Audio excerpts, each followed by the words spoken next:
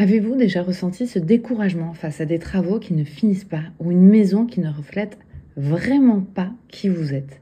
Aujourd'hui, en tant que révélatrice d'intérieur holistique, je vous aide à éviter les pièges, à trouver des solutions, à trouver la sérénité et à transformer vos espaces en lieux qui vous ressemblent vraiment. Salut, salut! J'espère que vous allez tous bien. Aujourd'hui, on est dans un espace coworking magnifique. Et on va à la rencontre de Darcy, qui est architecte d'intérieur et qui a créé en fait ce coworking.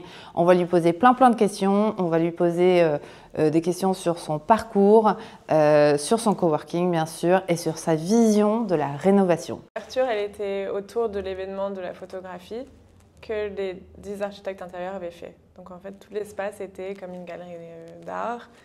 Et en fait, ce lieu s'apprête à ça également, comme une jonction, un point de communauté dans l'architecture intérieure et pour les décorateurs.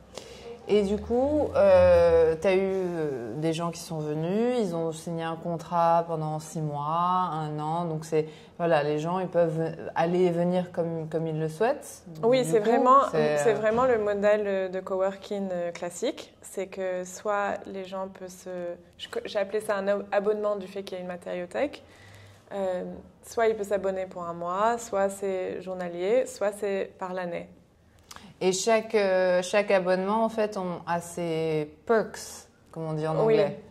Oui, c'est l'accès total à la matériothèque, une ouverture, en fait, plus ou moins 24 heures si les gens veulent venir, ils ont leur propre accès, et le café et l'Internet. Le café surtout. Oui, le café. Mais bon, bientôt le thé.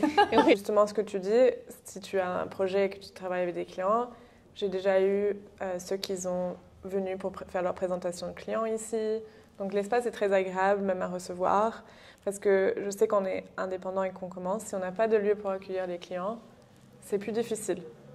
Donc tout ça, ça a été vraiment créé parce que quand moi j'ai commencé, quand je me suis lancée toute seule, j'étais dans un coworking que j'ai adoré, mais il n'était pas du tout équipé pour le métier.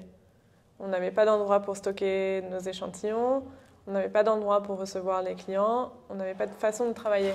Donc j'ai vraiment imaginé ce lieu et créé ce lieu dans cette idée de ce que moi j'aurais voulu en commençant. Justement, j'aime le partage. J'aime bien rencontrer des nouveaux gens, j'aime bien le concept d'entraide et tout ça. Et je trouve que c'est un métier qui s'apprête beaucoup à ça. En fait, l'échange d'artisans, l'échange de fournisseurs, c'est comme ça qu'on grandit, c'est comme ça qu'on évolue dans le métier. C'est en fait en apprenant de l'un et l'autre et d'en avoir des nouvelles expériences. Et en fait, chaque projet, c'est ça qui est beau dans ce secteur, c'est que chaque projet, c'est vraiment un mariage de plein de personnes différentes. Il y a les artisans, comme je disais, il y a les fournisseurs, il y a ton client. Tout ça ensemble crée un projet. C'est pas un individu, c'est pas un designer. C'est en fait l'équipe derrière et tout le monde ensemble. Et ça, ce monde, pour appuyer sur le mot, c'est partagé en fait. Voilà. Ouais, c'est un grand partage en fait. Tu as plein de caractères qui viennent, Oui. qui viennent ensemble.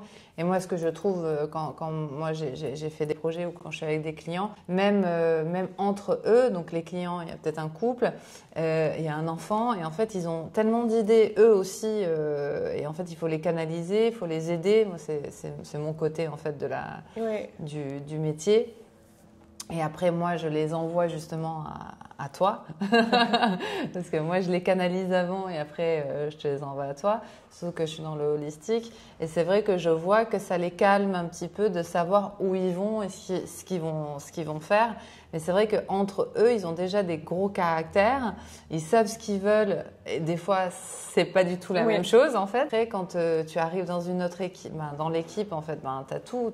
Toi, tu deals avec tout le monde. Tu es avec l'électricien, le constructeur, tu as toute ton équipe en fait qui est déjà faite, et eux aussi ont leur caractère. Donc en fait, tu te retrouves au milieu, toi, à être le chef d'orchestre en fait de toute cette équipe pour que tout le monde s'entende et... Oui, nous, on a une grosse responsabilité de coordination, je dirais. Parce qu'on est à la fois face aux clients et à la fois face à tous les lots techniques et tout l'entreprise générale ou la personne qui va bâtir et construire le projet. En fait, même si tu as un projet qui est déjà validé, que tout le monde aime, que techniquement c'est bien, même quand on arrive sur le projet, en fait, on peut trouver quelque chose qui ne va pas, en fait. Ah mince, il y a de l'asbestos, ou mince, un mur, au final, on peut pas le casser. Et donc, du coup, il y a quand même ce partage avec ton constructeur, en fait, qui va te dire, techniquement, en fait, au final, on peut pas le faire. Donc là, il y a encore un partage, en fait. Il faut réfléchir au projet comme parce que c'est organique. Ça ne va jamais être fixe. Et en fait, il faut toujours le savoir et prendre en compte. Je pense que je suis à mon peut-être 30e projet à travers ma carrière dans ce secteur. Je n'ai pas eu un projet où il n'y a pas eu un changement. Donc, c'est parce qu'il y a des aspects qu'on n'aura pas de visibilité avant qu'on rentre dans un lieu, avant qu'on commence une démolition. Et tout ça, c'est peut-être la beauté de la chose, c'est, comme je décrivais, organique. Ça va évoluer jusqu'à où on livre un projet final. Ouais. Donc, il ne faut pas jamais trop s'attacher. Voilà, il faut être plus dans l'adaptation des solutions. On a une ligne directive en tête et après, on s'adapte. Comme tu disais, voilà, les équipes que tu es avec, en fait, on s'entraide tous à trouver les meilleures solutions et à continuer dans la même direction qu'on a tous voulu. Mais peut-être, parfois, on prend un chemin un peu différent ou parfois, on s'adapte. Ça peut être des tout petites adaptations jusqu'à des très grandes. Par exemple, un de mes derniers chantiers, même le scanner du géomètre ne l'a pas relevé. On a ouvert les murs et il y avait un poteau au milieu de l'entrée de une des chambres. Ouais. C'est pas, je dirais, c'est le moins catastrophique qu'on peut avoir. Il y a beaucoup pire, mais voilà, là, il faut changer le projet. Et parfois, si on est très pressé en temps parce qu'on est déjà dans le chantier, du coup, ça engendre de l'argent, ça engendre de l'argent du client, le temps. Et bien, du coup, on va tous s'entraider pour trouver les solutions. Qu'est-ce qu'on peut faire avec ce poteau, voilà. Vous avez fait quoi, du coup? Vous l'avez détruit? Bon, on a recréé une pièce et on a changé... Non, on n'a pas pu bouger le poteau, malheureusement. Ouais. Et on a changé l'accès dans la chambre. Ouais. Donc ça, c'était... Et côté feng shui, ça allait? Tu me dis oui. Oui. Il va falloir que tu passes et vérifie tout ça. Je passerai après avec mes crystals et moi. C'est ça. Mais celui-là, en fait, il est peut-être pas le plus catastrophique. Ouais. Il y a encore des autres niveaux de... Ouais. Voilà. Mais donc, alors, tu as fait tes études... À Milan. Ouais, à Milan. Tu es allée à Paris. Tu viens des États-Unis. Oui. Donc tu es moitié anglaise, moitié... Non, pas moitié anglaise, moitié américaine. Enfin, l'anglais et le français. Et c'est ça, en fait, aussi Enfin, moi, je trouve, ton fort, c'est que tu as aussi les deux langages, en fait. Et donc, tu as aussi les deux cultures. Et donc, tackle, donc, tout ce qui est problème, tu as un peu des deux. Oui. Ça peut être frustrant des fois, mais je le sais, frustration de culture, mais ça aide quand même. Oui, bien sûr. Et justement, la notion de coworking, c'est d'une grande part, je ne peux pas dire que c'était culturellement très soutenu par les Américains. Il vient de plus en plus demandé en Europe et ça a beaucoup de succès aussi. Qu'est-ce qui t'a poussé en fait à devenir designer d'intérieur? Pourquoi designer, enfin architecte, parce que tu es architecte d'intérieur, pas designer, architecte, et pas autre chose en fait. Parce que tu aurais pu être architecte, tu aurais pu te mettre dans vraiment que la décoration. Qu'est-ce qui t'a poussé à faire ce côté-là en fait, avec ton style à toi? En fait, je suis retournée à l'école à 32 ans et c'était mes parcours précédents en fait, qui m'ont menée à ce chemin. J'étais dans le conseil d'immobilier, donc du coup ça m'a ouvert sur le monde des plans, des budgets de rénovation, des architectes. J'ai déjà eu un premier pas. Parce que quand on est dans le conseil d'immobilier, en fait, j'étais particulièrement dans ce qu'on appelle de catégorie retail. Donc, c'est toutes les boutiques qui sont ouvertes. Ça pourrait être Apple, Microsoft. Et en fait, quand on les conseille où ouvrir, on est obligé de regarder les plans, regarder la surface et faire un budget déjà général des rénovations pour qu'ils aient leur loyer, leur coût, tout compris.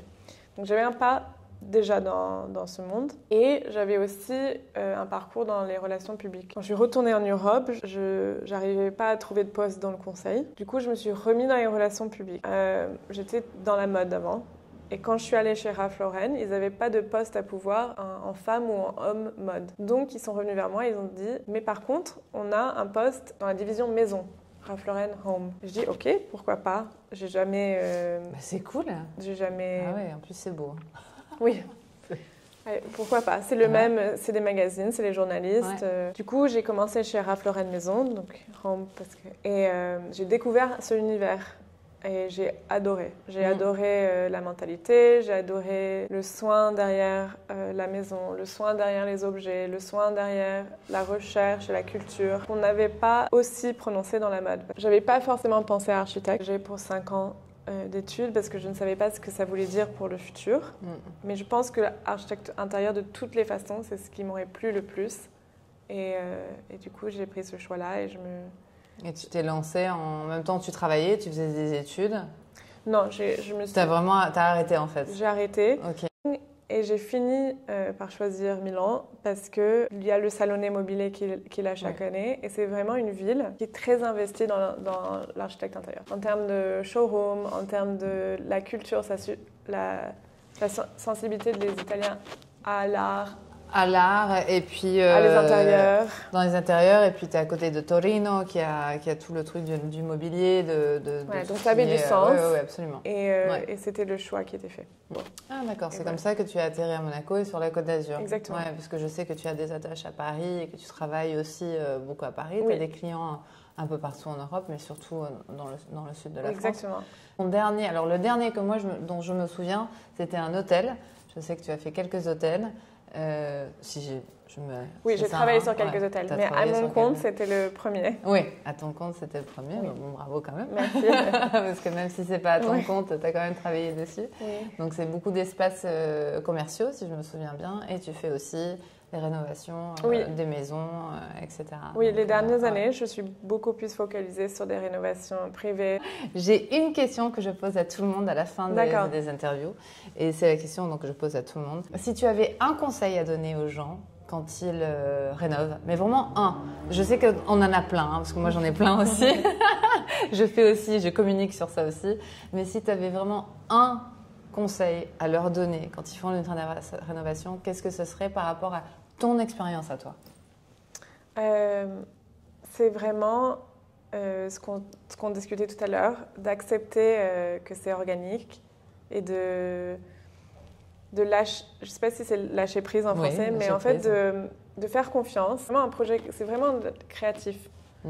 Et c'est ça je pense qu'on est dans un monde aujourd'hui qui est devenu très focalisé sur le contrôle parce que du fait, on a Instagram, on a des 3D, on a l'impression qu'on a le contrôle sur les choses, on a l'impression qu'on a le contrôle sur nos vies, beaucoup plus qu'avant. On peut faire des recherches Google sur tous nos symptômes médicaux. C'est vrai. Et en fait, il n'y a plus l'encyclopédie, en fait. Ouais. Et en fait, on essaie de prendre tout ce contrôle dans notre vie et c'est une allusion. Et on le transpose sur tout. Et on le transpose aussi sur des projets comme la rénovation. Mais ce n'est pas la réalité.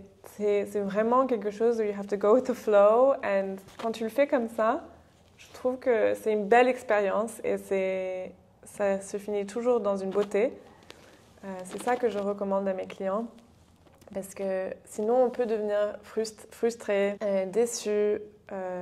Et c'est ça, il faut éviter ça. Ouais. Ça en fait, c'est une leçon de vie que tu viens de nous donner au final. C'est pour ne pas être déçu pour plein de choix qu'on fait dans la vie en général, il faut juste aller avec le flow en fait, et d'accepter en fait, qu'à chaque fois, il y aura toujours des obstacles. Et puis, l'obstacle, on le surmonte, mais sans stress et sans le stress. Voilà, c'est ça. C'est juste le chose. Plus qu'on est ouvert, le moins qu'il y a d'obstacles en fait. Et pour finir sans ça, d'ailleurs, les grands maîtres dans la décoration et l'architecture intérieure, ils travaillent sur papier et crayon. Et comme on n'avait pas les 3D à l'époque ou même l'ordinateur, en fait, le projet s'adaptait quand on était sur le terrain.